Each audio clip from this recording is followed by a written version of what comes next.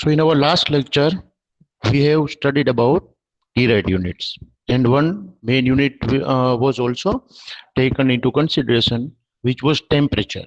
Okay, homework में सम भी था, अगर आपको याद है तो मैंने आपको कहा था कि ऐसा कौन सा गुड मॉर्निंग, वो कौन सा टेम्परेचर था जो डिग्री सेल्सियस और डिग्री फ़ारेनहाइट दोनों में इक्वल होता है।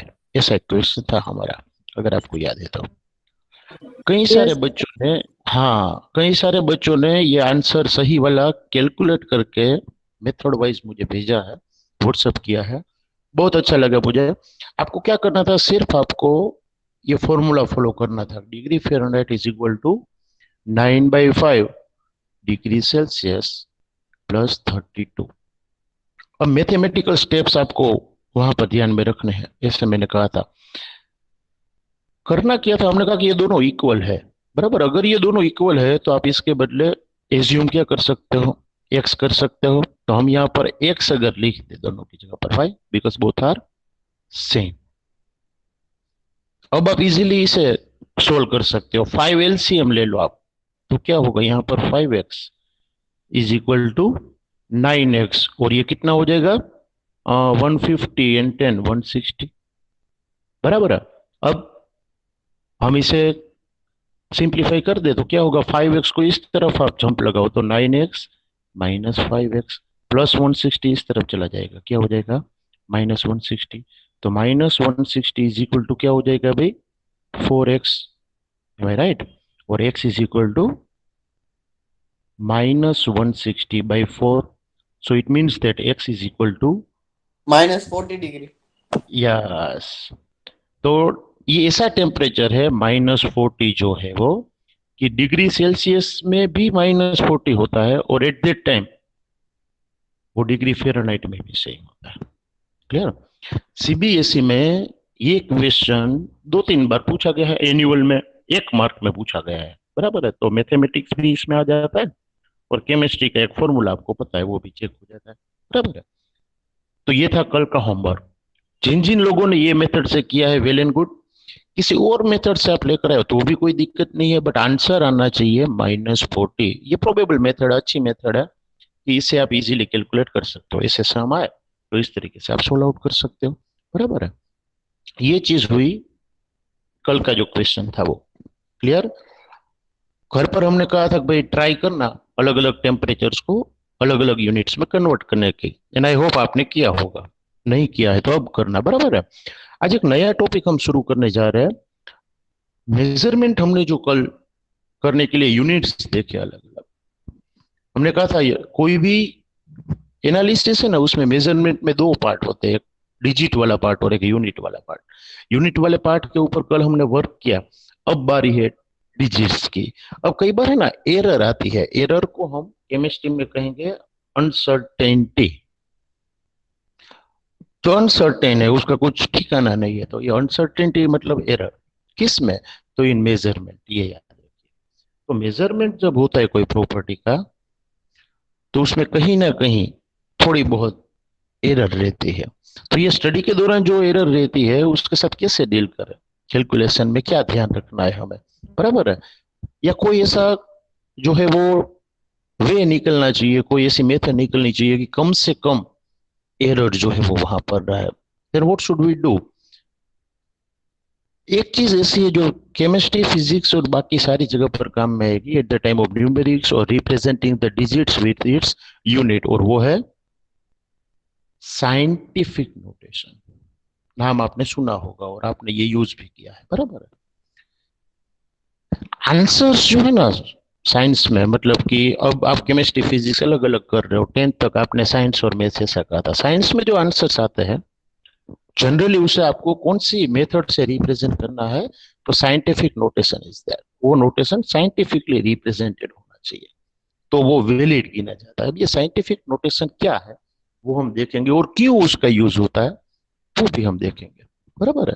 तो सबसे पहली बात यह कि इसकी जरूरत क्या पड़ी और साइंटिफिक नोटेशन क्या है। तो जरूरत इसलिए पड़ी कि केमिस्ट्री में, अभी हम केमिस्ट्री की ही बात कर रहे हैं, बाकी हर जगह पर ये अप्लाई होता है। केमिस्ट्री में हम बहुत छोटी छोटी क्वांटिटी के साथ भी खेलते हैं और बहुत बड़ी क्वांटिटी के साथ भी खेलते दे। फॉर एग्जाम्पल, कोई आपको ये कहे कि भाई हमने तो सिर्फ 1 ग्राम पार्टिकल्स लिए, कोई भी एलिमेंट के, मान लीजिए कि 1 ग्राम हाइड्रोजन लिया है, बट 1 ग्राम हाइड्रोजन लिया, उसमें नंबर ऑफ पार्टिकल्स कितने हैं?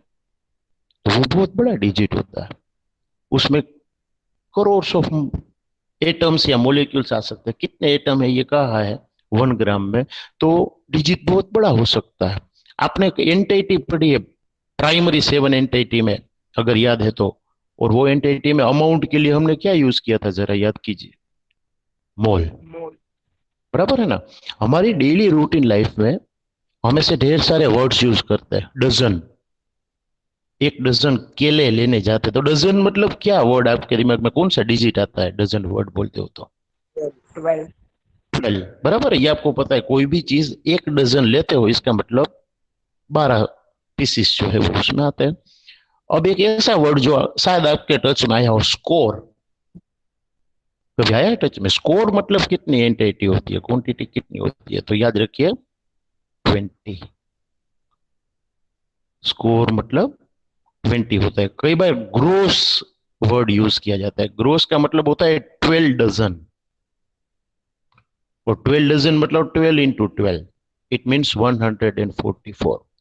कोई भी चीज एक ग्रोस आप लेते हो, इसका मतलब 144 पीसीस आते हैं, वहां पर इतने टुकड़े आएंगे, इतनी चीजें आएंगी। बट ये तो बहुत छोटी अमाउंट है, क्योंकि crore of particles are present in a small amount of any element. तो उसे कैसे रिप्रेजेंट करें? तो एक एवोगेड्रो नाम का साइंटिस्ट था, शायद आपने 9th में ये नंबर 1 मोल मतलब कितना होता है वो आपने शायद कहीं जीरो देखा टू होगा। 6.022 इंटू 10⁻23। ये जो डिजिट है एक्चुअली में बहुत बड़ा डिजिट है, आप अगर ध्यान से इसे देखो तो, क्योंकि इसके बाद में 23 नंबर्स आएंगे। ये पॉइंट्स जो है वो 23 time right hand side move होगा। बराबर है? तो यहाँ पर 10⁻23 लगता है। अब इसके पीछे कौन से डिजिट है वो आपको नहीं दिख रहा है, ये क्यों नहीं दिख रहे हैं ना, वो हमें सीखना है, उसे हम साइंटिफिक नोटेशन कहते हैं। बराबर है? क्या वो काम के हैं, क्या वो काम के नहीं है, वो नहीं है तो कुछ फर्क पड़ता है, ये सारी चीजें हमें देखनी है। बराबर है?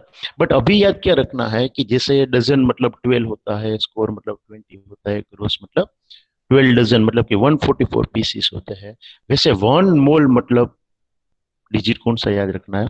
6.022 इंटू 10⁻23। इट मे बी एटम्स और मोलिक्यूल्स और आयंस, कुछ भी हो सकता है, but that much quantity number is combinedly known as 1 mole substance. उसे 1 मोल है वो हम कहेंगे, इतनी चीजें अगर है तो वो 1 मोल है, ऐसा हम कहेंगे। बराबर है? 6.022 इंटू 10⁻23।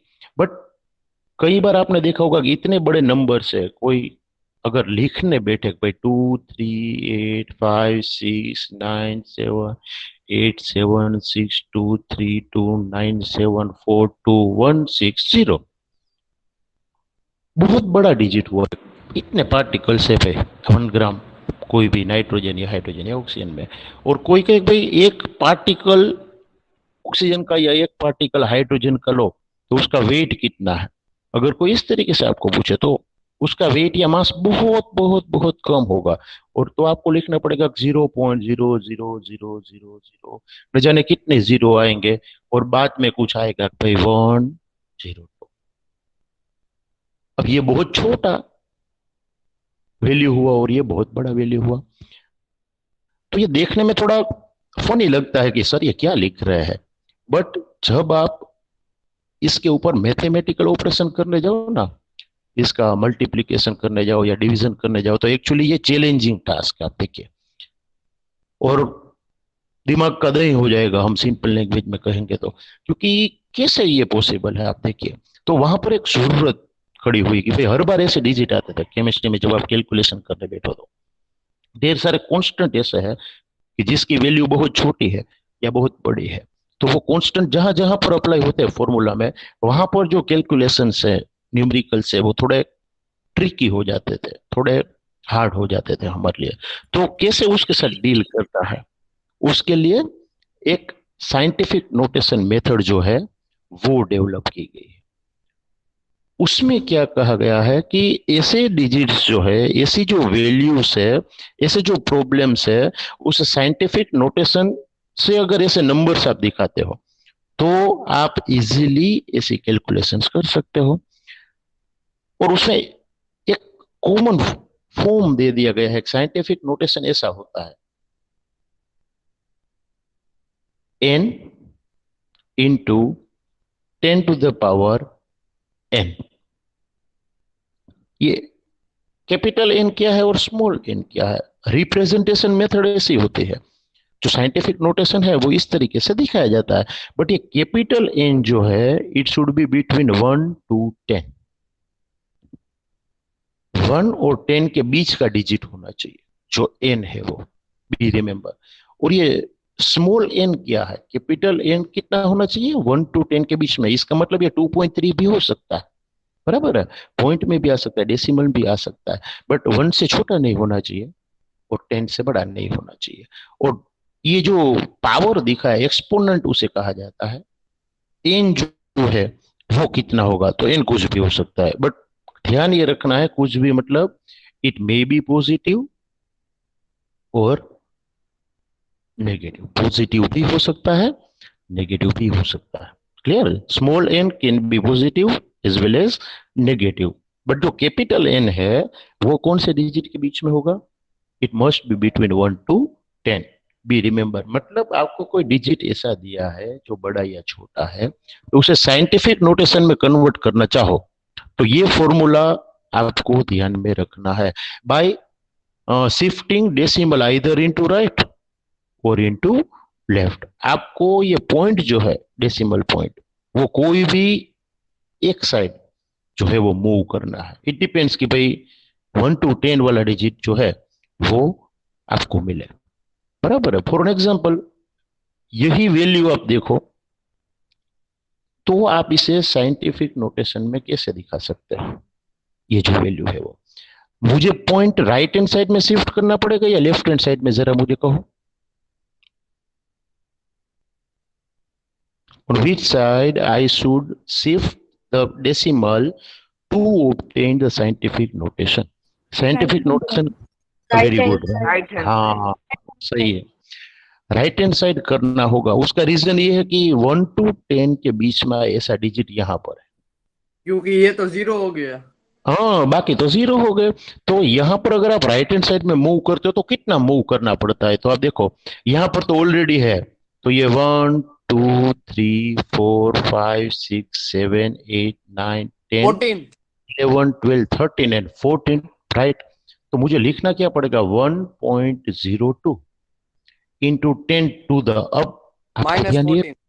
कि प्लस माइनस 14 हाँ, तो -14।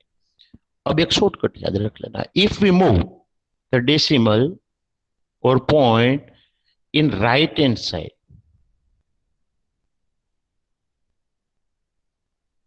देन पावर जो है, एक्सपोनेंट जो है वो कैसा होगा, नेगेटिव। मतलब जो एडिशन होगा पहले से ऑलरेडी है तो भी वहां पर हमें जो एडिशन करना है वो कैसा होगा, नेगेटिव होगा। और अगर डेसिमल जो है वो लेफ्ट हैंड साइड जो है वो मूव होता है, फॉर एन एग्जाम्पल 2326.56 ऐसा कोई डिजिट दिया है,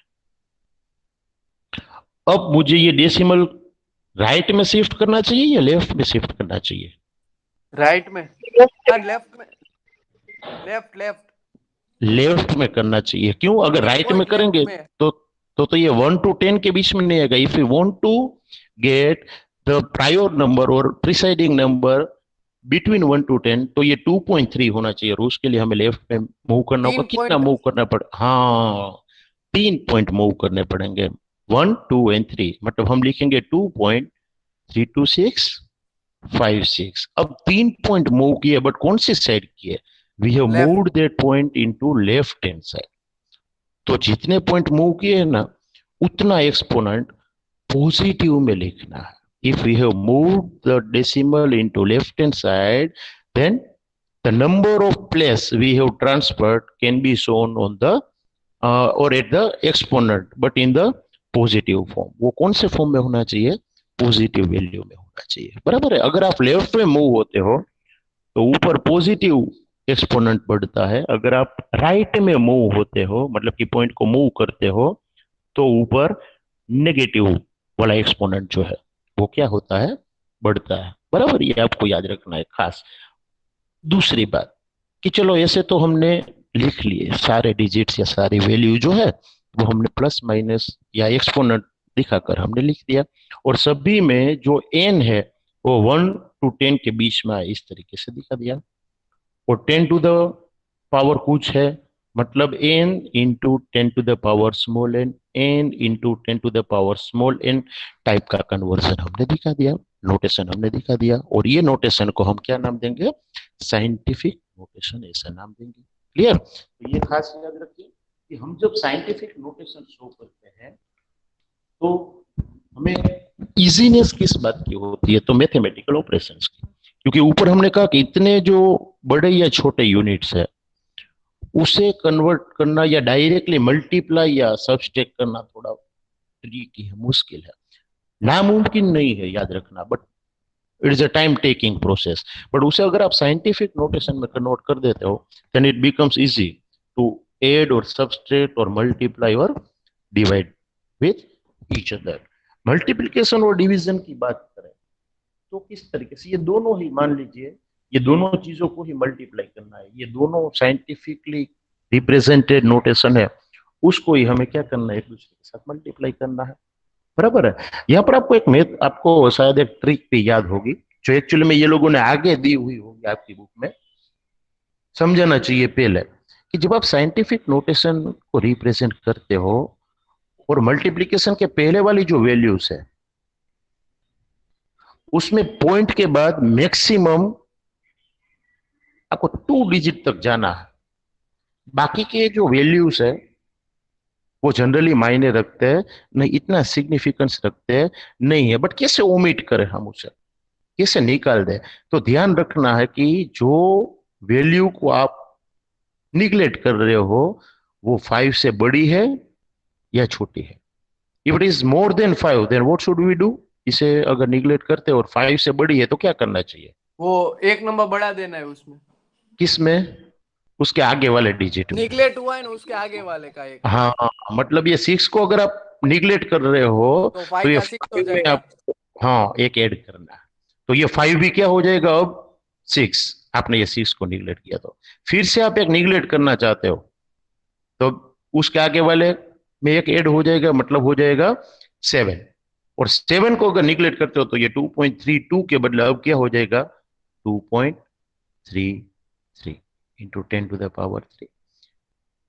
If we want to multiply it with the second digit 1.02 into 10 to the power minus 14। अब ये इजी आपके लिए इसलिए है कि आपको ये 2.33 को 1.02 से मल्टीप्लाई करना है सिर्फ। बाकी इसका तो इजीली देखो क्या हो जाएगा, 10 का पावर जो है वो क्या हो जाएगा? 3 माइनस 14, बराबर है, इंटू 10 to the power क्या बचेगा? 11। तो ये जो मल्टीप्लीकेशन है वो एकदम छोटा हो गया और आपके लिए क्या हो गया? थोड़ा इजी हो गया with respect to prior one. अगर आप डिवाइड करना चाहो तो भी इजी है, आपको 2.33 को 1.02 से क्या करना होगा? डिवाइड, और ये इजी हो जाएगा क्योंकि यहां पर 10 to the power 3 था, यहाँ पर 10 to the power -14 था। -14 ऊपर न्यूमरेटर में जाता है तो क्या बन जाएगा? +14, मतलब it will be 10 to the power 17। और ये सिर्फ इतना डिवीजन करना होगा। अगर आप पूरा डिवीजन करने बैठते हैं ये वैल्यूज का then it was problematic for us, वो हमारे लिए थोड़ा प्रॉब्लमेटिक होता या कहीं ना कहीं गलती होने की गुंजाइश होती, इन शॉर्ट हम ये कह सकते हैं। तो इसलिए हमें साइंटिफिक नोटेशन जो है वो यूज करना चाहिए। ये तो बात हुई मल्टीप्लीकेशन डिवीजन की। एडिशन और सब्सट्रैक्शन में क्या ध्यान रखना है? तो कि सिर्फ एक ही चीज अलग है कि when we do addition and subtraction for this type of digits तो आपको क्या ध्यान रखना है? पावर सेम करना है दोनों का। फॉर एन एग्जांपल, आपके पास एक डिजिट है 1.5 इंटू 10 to the power -3, और आप उसे ऐड कर रहे हो किसमें, 2.5 इंटू 10⁻⁻² के साथ, तो आप डायरेक्ट एडिशन नहीं कर सकते। आपको क्या करना होगा, ये -3 है ना, उसे या तो -2 बनाओ, या तो ये -2 है उसे क्या बनाओ, -3 बनाओ, तो आपके लिए इजी हो जाएगा, क्योंकि दोनों में से वो पोर्शन कॉमन निकल जाएगा। क्या करोगे आप, 10⁻⁻² को 10⁻³ बनाओगे, या -3 वाले को -2 बनाओगे, मुझे कहो। दो में से कुछ भी करो, आंसर तो सेम रहेगा।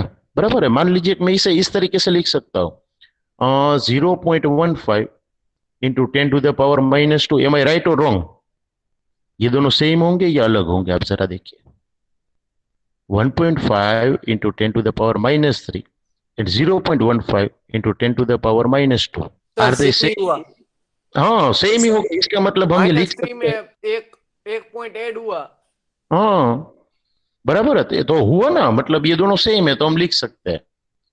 अब होगा क्या, ये दोनों वैल्यू में से कुछ कॉमन निकलेगा, और वो कॉमन निकलने वाली चीज क्या है, -2। 10⁻² कॉमन निकलेगा। इसका मतलब आपको सिर्फ 0.15 प्लस 2.5 करना पड़ेगा। बराबर है। और वो कितना होगा, अब एक रूल यहां पर भी याद रखना है, जब आप एडिशन या सब्सट्रैक्शन कर रहे हो ना, तो पॉइंट के नीचे पॉइंट आना चाहिए, बी रिमेंबर।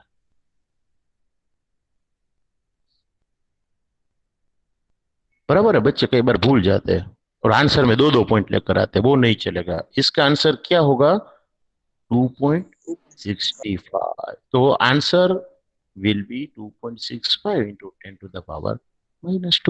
तो इस तरीके से आपको जब एडिशन या सब्सट्रैक्शन कर रहे हो, तो जो 10 का एक्सपोनेंट है, पावर है, वो सेम रखना है, वो याद रखना है, ताकि हम उसे कॉमन निकल सके, और आगे वाली जो छोटी वैल्यू है उसका एडिशन या सब्सट्रैक्शन है वो इजीली कर सके।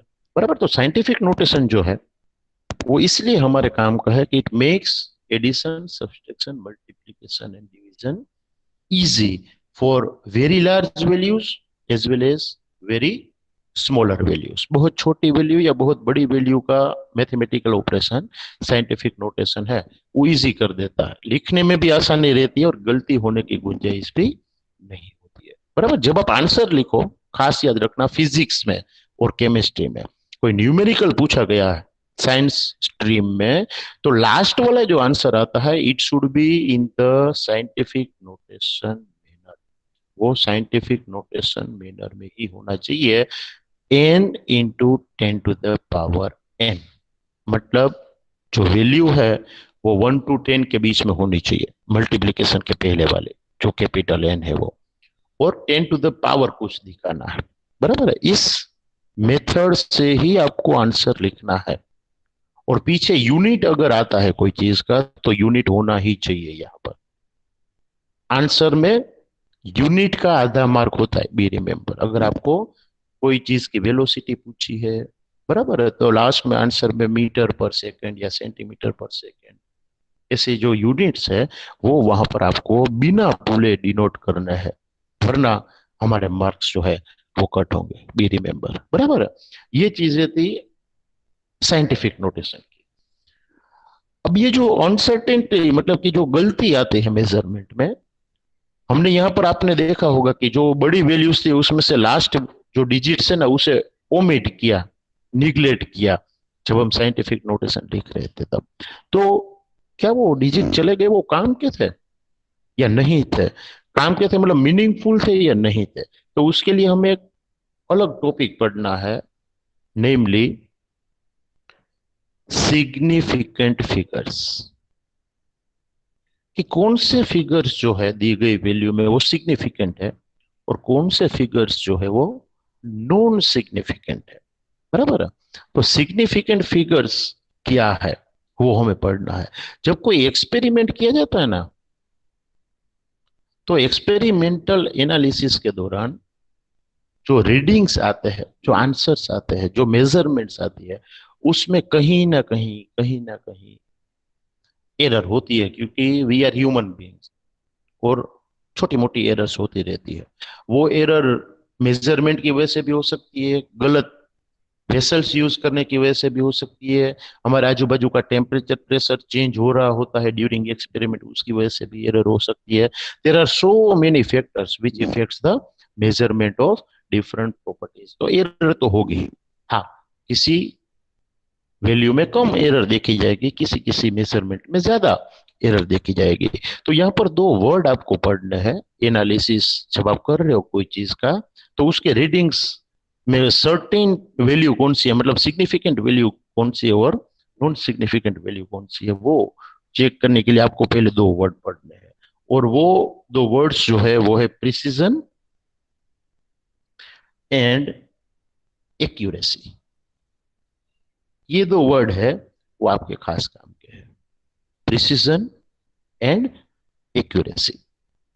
ये प्रिसीजन एंड एक्यूरेसी क्या है भाई? एक सिंपल सा एग्जांपल देता हूं कि भाई आप लोगों को स्पोर्ट्स का लेक्चर दिया गया, आप कोई खेल खेल रहे हो, बराबर है, मान लीजिए क्रिकेट खेल रहे हो। आपका गोल ये है कि एग्जैक्ट 132 रन्स बनाने हैं दोनों टीमों को। हम जो जनरली खेलते हैं ऐसा क्रिकेट नहीं है भाई जो ज्यादा रन करे वो जीत गया ना। आपको पर्टिकुलर ओवर्स में एग्जैक्ट कितने रन बनाने हैं? 132, उससे कम भी नहीं, ज्यादा उससे भी नहीं। ज्यादा। हाँ, कुछ भी करो, 132 हमारा स्टैंडर्ड है, ये याद रखिए। अब चार पांच टीम से हमारे पास सब ट्राई करती है भाई ये फिक्स 20 ओवर में हमें 130 रन बनाने हैं, 132 रन बनाने हैं, कुछ भी करके। अब आप ध्यान देना क्या हो रहा है। 1 2 3 4 5, पांच टीम से हमारे पास। पहली टीम खेलने आई, उसने रन बनाए 130। दूसरी टीम आई, उसने रन बनाए 115। तीसरी आई, उसने बनाए 132। फोर्थ आई, उसने बनाए 133। और फिफ्थ आई, उसने जो रन बनाए वो है 124। अब हम आपको ये कहते हैं कि इसमें दो रीडिंग ऐसे है कि जो लगभग एक्यूरेट कहे जाए। एक्यूरेट का मतलब जो हमें चाहिए एग्जैक्ट वो चीज मिली है। तो ये टीम जो है नंबर 3, उसका रीडिंग क्या है? वो एक्यूरेट है, उसका रीडिंग एक्यूरेट है।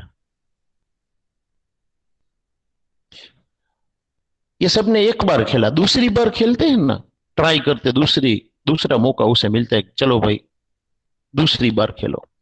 तो दूसरे में पहला जो टीम है उसने बनाए 129, इसने बनाए 120, इसने बनाए 132, फिर से इसने बनाए 134 और इसने बनाए 120। अब देखो, खुद ही खेल रहे हैं, पहली टीम की बात करते हैं हम, उसके दोनों रीडिंग जो होने चाहिए उससे बहुत दूर है, तो वो एक्यूरेट नहीं है, बट प्रिसाइज है। अब इसका मतलब क्या है? प्रिसीजन का मतलब हमारे स्टैंडर्ड को मेंटेन करना, हमारे आंसर्स को मेंटेन करना। तो हर बार वो आंसर नियर अबाउट सेम लेकर आते, देखो ज्यादा फर्क नहीं। आप समझ रहे हो मैं क्या कहना चाहता हूँ? When your answers are near by same, your मतलब आंसर्स आर आजू बाजू नियर, आते। हाँ, एक दूसरे के आजू बाजू आते हैं और हमारे आंसर्स जो है वो एक दूसरे को मैच करते हैं, तो वो प्रिसाइज है। प्रिसीजन मतलब एक दूसरे से दूरी कितनी है वो आपको देखना है, बट जो एक्चुअल रिजल्ट आना चाहिए ना उससे तो ये दूर है दोनों। तो वो एक्यूरेसी आपकी नहीं है। एक्यूरेसी मीन्स जो स्टैंडर्ड वैल्यू के साथ मैच करे, और प्रिसीजन का मतलब जो अपने ही रीडिंग्स रिपीट हो रहे हैं वो एक दूसरे के साथ खींचने मैच हो रहे हैं। अब ये वाला जो सेकंड टीम है उसके दोनों रीडिंग को आप ध्यान में लो जरा, आर दे एक्यूरेट और प्रिसाइज?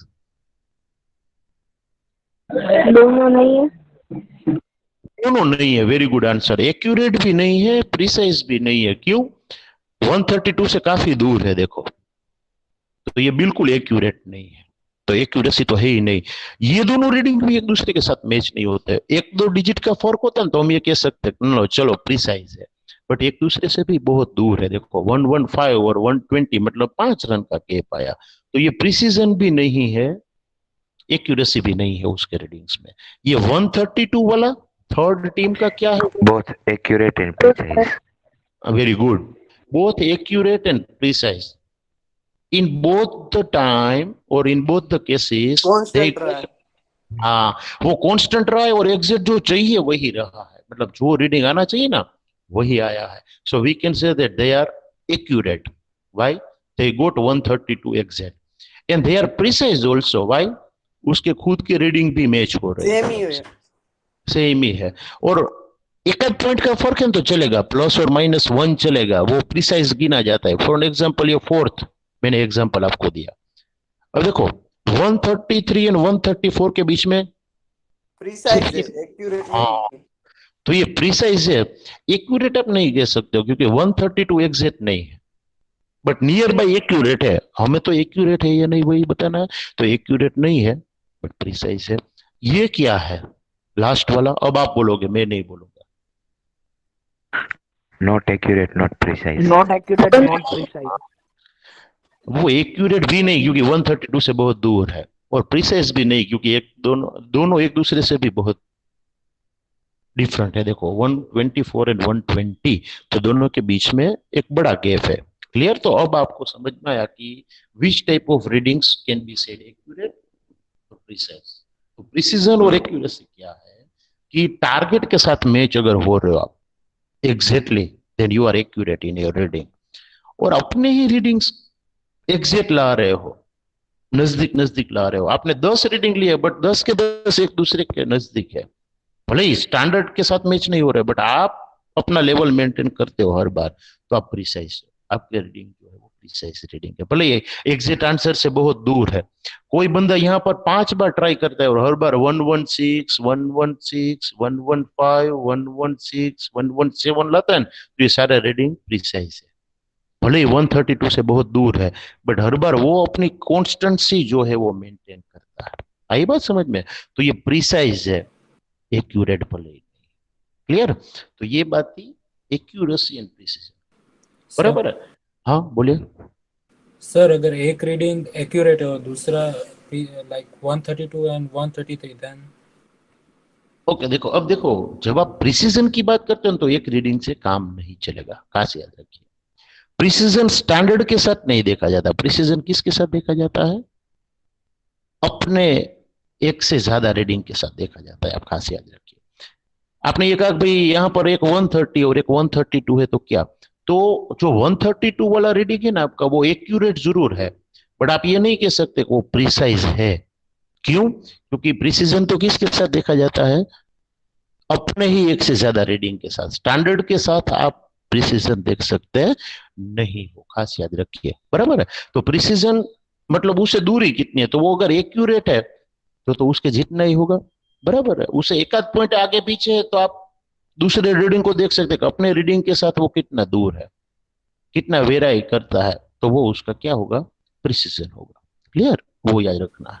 Yes sir. ओके, अब देखिए टाइम खत्म हो जाए उससे पहले आपके लिए एक इंस्ट्रक्शन है। अच्छा, 22 जितने स्टूडेंट्स प्रेजेंट है, जीएससीबी वाले कई सारे स्टूडेंट 10th की प्रिपरेशन में पड़े हैं क्योंकि उसकी तो एग्जाम होने वाली है, टेस्ट चल रही है उसकी। अब आज जितने सीबीएसई वाले स्टूडेंट प्रेजेंट है, खास उसको एक एडवाइस ये है कि अगर आपने साइंस कंफर्म कर लिया है, हमारे स्कूल में ही एडमिशन लेना, तो सबसे पहले फॉर्म फिलअप कर दीजिए। जो आपने ऑनलाइन तो किया ही है, टाइम मिले तो हार्ड कॉपी भी कर दीजिए, और ना करो तो चलेगा बट 10 का रिजल्ट आए तब तो फिल करना ही होगा। और ऑनलाइन 10,000 फीस जो है वो पे करनी है एडमिशन कंफर्म करने के लिए, ताकि आपकी प्रेजेंस लगना शुरू हो जाए। सीबीएसई ने ऑलरेडी अपना सेमेस्टर शुरू कर दिया है 7 अप्रैल से, तो ऑनलाइन लेक्चर्स में आपकी प्रेजेंस गिनी जाएगी, ये खास याद रखिए। बराबर है? तो जो अगर किसी को फीस के बारे में या ऐसा कोई कंफ्यूजन है तो पेरेंट्स को बोलना शाम को 6 बजे मुझे कॉल करे, 6 से 8 के बीच में कभी भी, तो वो डाउट मैं क्लियर कर दूंगा। बट अभी कंफर्म करना शुरू कर दो ताकि आपका एकेडमिक ईयर जो है वो कॉन्स्टेंटली शुरू हो जाए। बराबर है? और हम आपकी प्रेजेंस लगाना शुरू कर दे। आज 3 दिन से तो मैं लगा रहा हूँ, आपकी जो प्रेजेंस है वो। एक क्वेश्चन ये भी पूछना था कि एक मंत्र पटेल के नाम से कोई ज्वाइन कर रहा है, वो कौन आईडी यूज कर रहा है? 2 आईडी ऐसे थे जो मैंने नहीं देखे। इथन ली वो तो मैंने पूछ लिया, एक मंत्र पटेल के नाम से कोई ज्वाइन हो रहा है, वो कौन हो रहा है?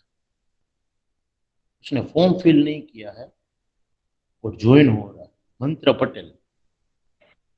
वो शायद पटेल आरती है। पटेल आरती तो शायद मनोज पटेल वाले नाम से ज्वाइन हो रही है। नहीं, से मंत्र था शायद, फिर पता नहीं।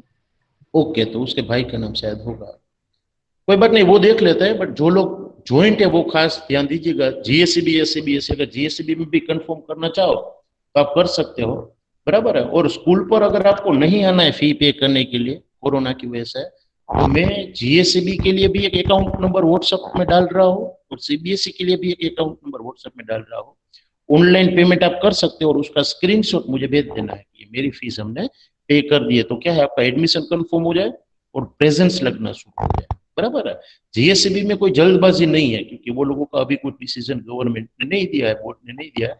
सीबीएसई का ऑलरेडी 11 शुरू हो गया है, तो आप लोगों को जितना हो सके उतना जल्दी एडमिशन कंफर्म करवाना है, चाहे साइंस हो या कॉमर्स हो, बराबर है, कोई भी स्कूल में। तो क्या है फटाफट आपकी प्रेजेंस लगना शुरू हो जाए। अब कल जो है वो हम सिग्निफिकेंट रिजल्ट जो है, मतलब सिग्निफिकेंट फिगर्स जो है उसके बारे में पढ़ने वाला है। तो वो थोड़ा पढ़कर आइएगा। आज मैं इसलिए फिर से शुरू नहीं कर रहा हूँ सिग्निफिकेंट फिगर, कि वहां पर 5 से 7 रूल आपको याद रखना कि कौन से डिजिट्स को सिग्निफिकेंट कहा जाता है, कौन से डिजिट्स को सिग्निफिकेंट नहीं कहा जाता है। तो आज शायद 1-2 रूल ही होंगे, तो फिर से कल से रिपीट करना पड़ेगा। उससे अच्छा है कि हम कल से ही सिग्निफिकेंट फिगर वाला जो पोर्शन है वो शुरू करें। बट ध्यान से घर पर पढ़ना, वो 5 या 7 पॉइंट जो सिग्निफिकेंट फिगर वाले आपके बुक में दिए होंगे कहीं ना कहीं, वो 5 या 6 रूल जो है वो कल जब आप ज्वाइन करो उससे पहले आपने 2-3 बार पढ़ लिए होने चाहिए, ताकि कोई क्वेश्चन अगर आपको हो तो आप मुझे पूछ सको, बराबर है। यहाँ तक रखते आज का लेक्चर। जय हिंद, जय भारत, वंदे मातरम, भारत माता की जय।